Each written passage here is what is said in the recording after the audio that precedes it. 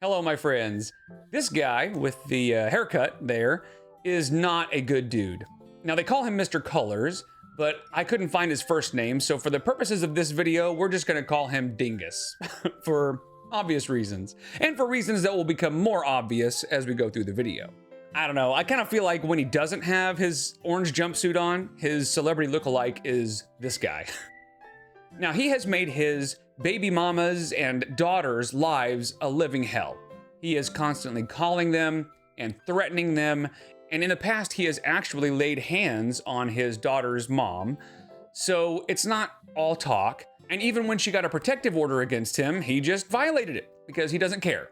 And you can tell by the smug look on his face, his posture, and the fact that this is like his 7th or 8th time in court for this exact same thing, that he still doesn't care. He's been sentenced by this same judge like 6 or 7 times at this point, and as soon as his sentence is over, he goes right back to threatening and making their lives miserable. And later, when he speaks in front of the judge to try to defend himself, surprise, surprise, he blames her for his behavior. So we're gonna hear from his ex, we're gonna hear from him, which is fascinating, and we're gonna hear from the judge. And honestly, I'm a little surprised by the way the judge handles this, because I really thought he would be smarter than that, being a judge and everything. So let's take a look. Don't forget to like and subscribe. Thanks. Did you sign this? Yes, Your Honor. Did you read this and go over it with your attorney before you signed it? Yes, Your Honor. And you feel comfortable that you understand what it says? Yes, Your Honor. This document says you're entering a plea of guilty to 5 counts of violation of a protection order with a prior conviction. Each of those counts carries a maximum penalty of 12 months in prison, and each of them carries a maximum fine of $2,500. The 6th count is one of aggravated menacing. That is a misdemeanor of the 1st degree, and that carries a maximum penalty of 180 days in the Warren County Jail and a $1,000 fine. Do you understand the maximum penalties? Yes, Your Honor. You're also subject to a discretionary period of post-release control, and I know you know what that is because you're in on a PRC violation right now, correct? Yes, Your Honor. But what that means is when you finish this sentence, when you are released, the Adult Parole Authority may supervise you for up to 2 years. All right, so let's make sure we all understand what's happening here. All right, he's got 5 counts of violating a protective order with prior convictions. So, meaning he just keeps doing it over and over again. And each one of those carries a maximum sentence of a year. So he could get 5 years just for that. And then the aggravated menacing and all that. And then did you catch where he said, I know that you know what post-release control is because you're also facing a charge of violating that, meaning he violated his parole. So far, he has a maximum sentence of 5 years because this is a recurring thing, and we will find out in just a little bit, it's recurred with this judge. So it's not like he doesn't know that it just keeps happening over and over and over again, but he also violated his parole. So what about any of that makes you think that this is going to be any different? That he's just all of a sudden going to change his behavior? He's not. So I just want to make sure we all keep in mind that the maximum sentence he could get right now is 5 years. And I think we can all agree that it's pretty obvious he's not going to change his behavior. So the maximum sentence just feels right at this point, you know? Do you understand that when you enter a plea of guilty, you'll be waiving all these rights? We will not have a trial. I do. Do you understand that the plea of guilty is the complete admission of your guilt, and the court would be able to proceed directly with judgment and sentence? I do. This is how you wish to proceed? Yes, sir. Ms. Tranter? Your Honor, in addition to the facts alleged in the indictment, these incidences occurred in January the 7th, 8th, 13th, 5th, and 15th of this year, 2026. The defendant made multiple text communications as well as jail calls to the victim in this matter, including threats to kill her. He did have an active protection order against the defendant at the time, and he has been previously convicted of a prior TPO violation. Mr. Clark, anything on those facts? Nothing on the facts, Your Honor. Mr. Collins, did you hear the statement that she read? I did. Do you admit that what she said is true? I do. And again, you understand all the rights you're giving up when you enter a plea of guilty, those rights we discussed? So he is pleading guilty, and I know his lawyer will spin that as him taking accountability, but everybody knows that generally when somebody pleads guilty, it's because they know they wouldn't stand a chance in a jury trial. And a lot of times people will plead guilty because they're kind of making a deal so they don't get the maximum sentence, which may be why he's getting less time than we would hope for, but it's still disappointing because it's so obvious to even the judge that he's never going to change his ways. And so now we're going to hear from his ex, the person who he's been terrorizing all this time. All right, and what would you like me to know? I think he's just pleading guilty today in hopes that he's only going to get an 18-month sentence, which would be great if he would stop doing this. But we're here every single year and have been for the past, 8 years now. 8 years. Every year for 8 years, they have gone to court because he keeps doing this. Just keep doing this. He gets out, he gets on drugs, he starts threatening to kill us, and here we are again. I just want to know when it's going to end. Now, I will say, this is a pretty crappy situation for everyone involved, except for Dingus. Because unfortunately, the police and the courts can only deal with the threatening and stuff. Like, we can all sit here and say, yeah, it's only threats until it's not. But they can't really do anything based on what he might do in the future. Even if they know it's coming, they are stuck sort of dealing with what he's actually doing. And you would hope that at some point, if he does it enough, that they could maybe escalate that, and put him away longer. But in this case, the very least they could do is give him the maximum sentence. Because while they can't treat him as though he has actually followed through on his threats, even though we know he probably will at one point when he finally snaps, what the judge could do is use what he has at his disposal to try to protect this young lady and her daughter for as long as possible. And what he has at his disposal right now is the maximum sentence, 5 years, which is not enough, but at least it's better than less than 5 years. And if next time, if it's actually going to end in my dead body, as he always says. So he can shake his head all he wants, but he has hurt me before. He's put me in the hospital before. It isn't like just an empty threat. Anything else you want me to know? I just hope he gets more than 18 months, because after 85%, and then that knocks it down to 12 months, and then his good time, he only serves 9 months. I don't know where you're getting those numbers. That's not accurate. Those numbers aren't accurate. Last time he only served about 12 months. He got out, and then here immediately he started violating again. I mean, she might not have the numbers right, but I don't think she's wrong. Chances are, whatever he gets sentenced to, he will not serve that entire sentence. And again, it is pretty obvious he's going to go right back to doing what he's always done. All right, thank you. Anything else, Ms. Tranter? Your Honor, we are just asking that the court impose an appropriate prison term to hopefully give Mr. Colors a wake-up call. I think we are long past a wake-up call at this point. He should have been woke up a long time ago. This is a situation, as the court knows, has been going on for a long time. Unfortunately, the state of the law at this point, as we have discussed, only allows for a felony of the 5th degree to be filed in these instances, but we do have 5, potential of up to 60 months, so we would ask that the court impose a relatively high prison sentence on Mr. Colors. Mr. Clark, anything? Your Honor, as far as sentencing goes, I just wanted to proffer to the court. There are 5 different protection order violations, but only 3 dates for these violations, meaning we're going to argue that they should be treated as allied offenses of similar import, and that his max sentence should actually only be 3 years.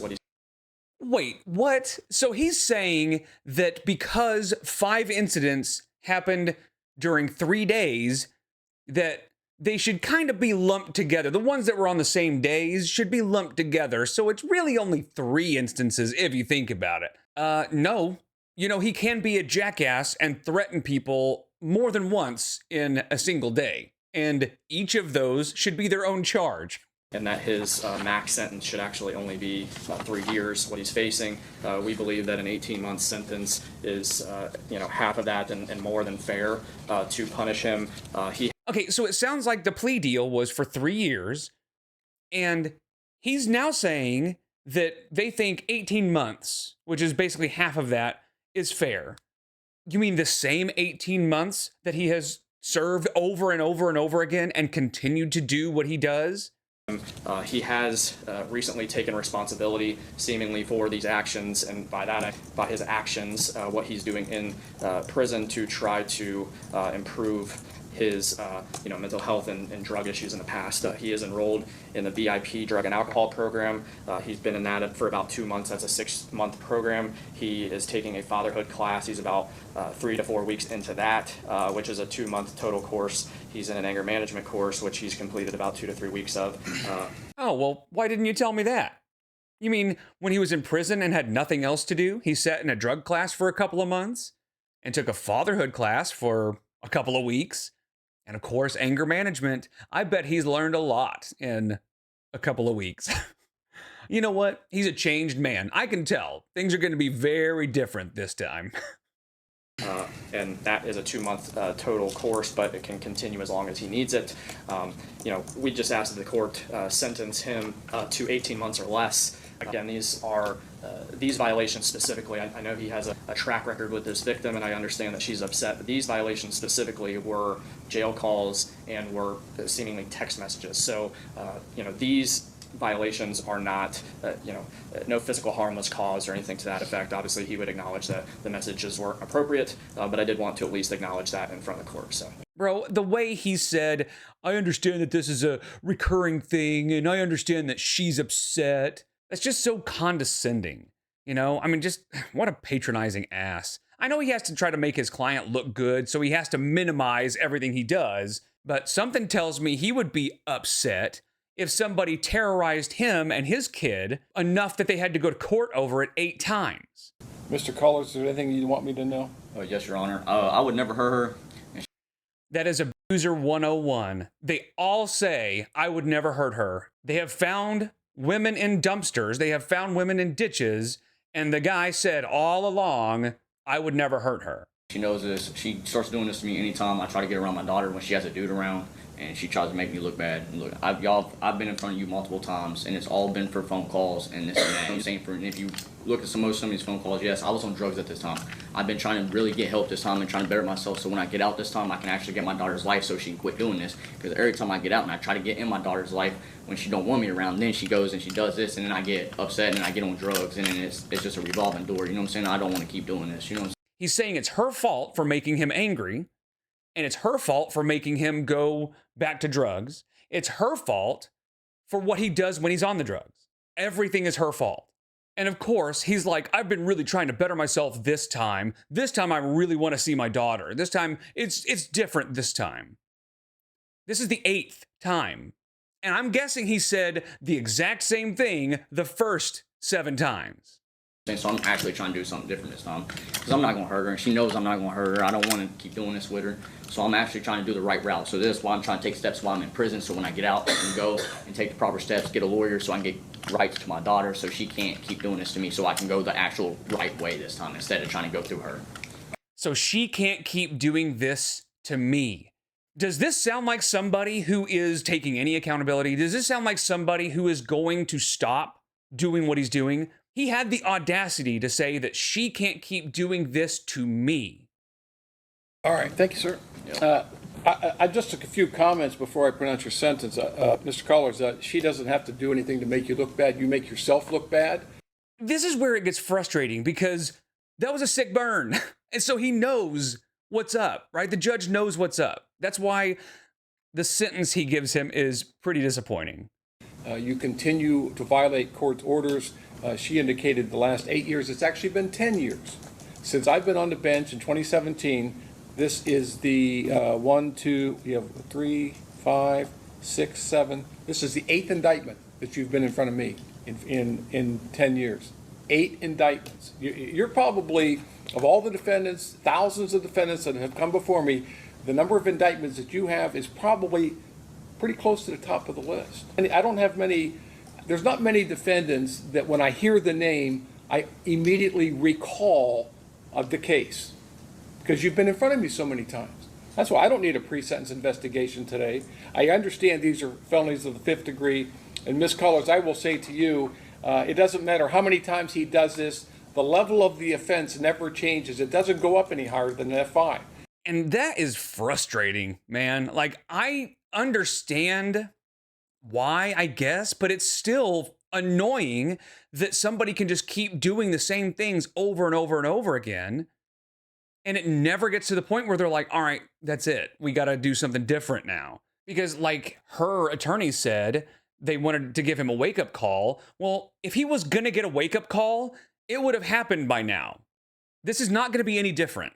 I would suggest if you don't like that, and I don't care for it, domestic violence charges, they escalate, they go up to F3s. Unfortunately, this violation does not go any higher than an F5. Under an F5, there's a presumption that he gets community control. Were you aware of that? That someone made you, I'm sure Ms. Tranters told you that this is what's considered a low-level felony. But I share your frustration. Mr. Collars doesn't seem to have any respect for the court's orders. You are ordered to have, she has a protection order against you, and you seem to think that you don't have to follow those orders. Yeah. Duh. That's exactly what's happened over the last 10 years. And he knows that. The judge just said exactly what's going on. The judge clearly understands the situation. So just keep that in mind. Oh, I'd sent you to prison before. This isn't the first time, and it's going to happen again. So the court has considered the statement. And it's going to happen again. It's made here today. The purposes and the principles of sentencing, the relevant seriousness and recidivism factors. The court will note for the record that this is your 1, 2, 3, 4. This is your 5th indictment for violation of a protection order. The court has considered the defense's argument with regard to merger. The number of days doesn't matter, it's the number of contacts. Different contacts on the same day would be separate violations. So the court does find that these are not allied offenses of similar import, and all of them will stand. Yeah. Good thinking, Judge. So far, so good. The court further finds that probation obviously would not adequately punish you, and it would seriously demean what happened in this case. Prison is necessary to fulfill the purposes and the principles of sentencing, including punishment, deterrence, and protection of the public, in this case Ms. Cullors, due to your prior extensive criminal history, due to your prior failure to respond to previous community control sanctions. You just don't get it. And I will say one more thing, because you're going back to prison today. If you come before me on another one of these charges, I don't care whether you enter into a plea bargain with the state or whatever it is, however many counts that you have, you're going to get 12 months on each count. Why aren't you doing that now? How do you think this is going to be any different? He said all the right things. He clearly gets it. But then at the end, he's like, if this happens again, like, dude, you just said it's going to happen again. And it's going to happen again. You just said that. And then he's like, listen, if this happens again, bro, just give him the max sentence now. You know that it's going to happen again. Oh my God, this is frustrating. And each count will run consecutively. You understand me? So if you call her 4 times, you're going to get 48 months. If you call her 6 times, you're going to get 60 months. I'm just not going to do this. That's not correct. It would be 5 for 60 months, but whatever. With you anymore. So either you stop calling her or just suffer the consequences. Okay, good thinking. That'll work. Stop calling her or suffer the consequences. What do you think he's been doing this whole time? He's been suffering the consequences, and it hasn't done a damn thing. Nothing has changed. God, what are we doing here?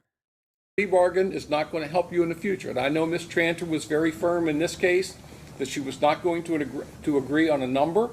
It's going to be more than 18, I'll tell you that. So with that, the court's going to order you on count 1 to serve 12 months in prison. On count 2, the court's going to order you to serve 12 months in prison, that to be served consecutive to count 1. Counts 3, 4, and 5 are each going to be 12 months, and all of those will be served concurrent with count 1. So you have 24 months. Count 6, you're going to get 180 days in the Warren County Jail.